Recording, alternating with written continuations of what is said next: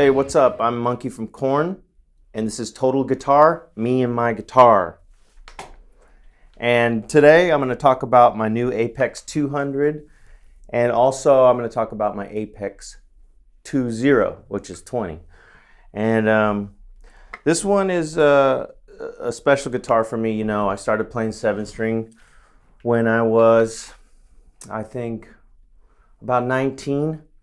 That's when Steve Vai came out with The Universe, and he came out with an album called Passion and Warfare. And that album really changed me and changed the way I thought about guitar. Now, he wasn't using it for heavy, low riffs. He was just using it for more of a low melodic sense. But I always thought when I was young, if I could get a hold of that guitar and play some really heavy riffs and even maybe detune it a little bit, the guitar would completely change the sound of that guitar. So I saved up my money, and it took me about 8 months of working at a job for an electrician, and yeah, I got my first white Ibanez 7-string. It has the pyramids across the fretboard.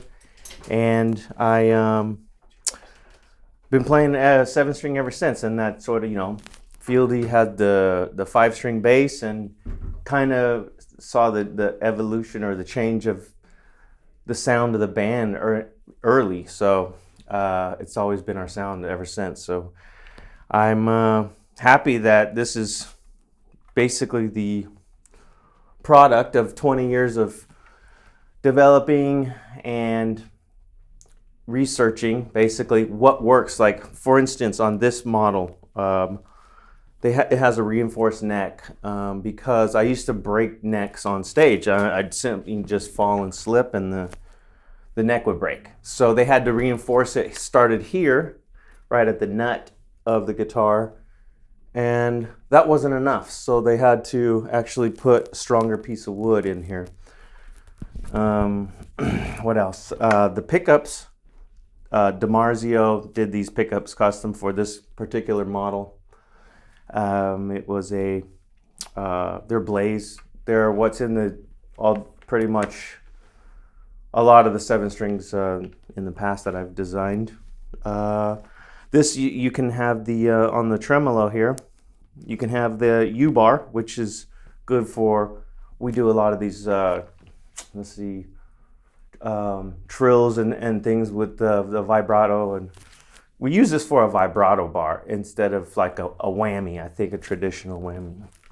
And I wanted to do this thing called I forgot the name, but it's cut out back here on the back, and it gives you a little bit easier access to the notes up at the top. And I actually stole this paint scheme from I saw a Ferrari out on the road, and it had this gray paint and red calipers on the brakes.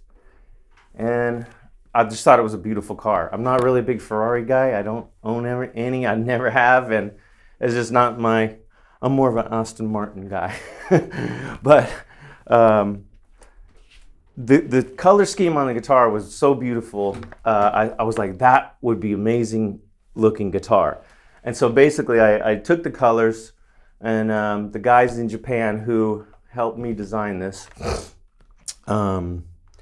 really took the design, and we were able to basically translate it onto a guitar. So that is it. And then I came up with this inlay that's sort of it's a star of a compass, which is, always been sort of, I guess the inspiration behind it has been, you never know where life takes you, so just sort of follow your creative direction in whatever direction that might be.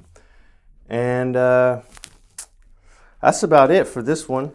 Okay, so for this one, this is a bit of a less expensive, I guess, model, or I guess I should say more affordable, because you don't have the tremolo, and it lightens up the whole guitar. In a lot of ways, this guitar is more practical because not only the price, but you do have a fixed bridge, so you can play around with the tunings a lot. You can change the gauge of the strings. I kept the pickup configuration, single coil and humbucker, because I like to get a lot of really clean tones with this and almost like a Telecaster, and then go to like a full-on modern crunch with the humbucker still.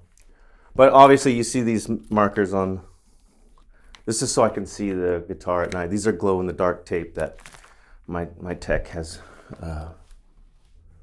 put on the guitar. But I wanted to keep it clean. I didn't want any markers on the frets other than on the top of the fretboard. And I like the whole flat black, matte black look with the stainless. It kind of reminds me of like an old airplane or something like that. And it's pretty straightforward, and one of my favorite new guitars that I have. Yeah, I wanted to keep things simple. I think if you know, a lot of the guitars have a tone knob, and it's better, I think, for me in a live scenario, because you know, a lot of things can go wrong. You know, I think with having too many options, and then when you have those many options on stage, things always go wrong when you're playing live. So.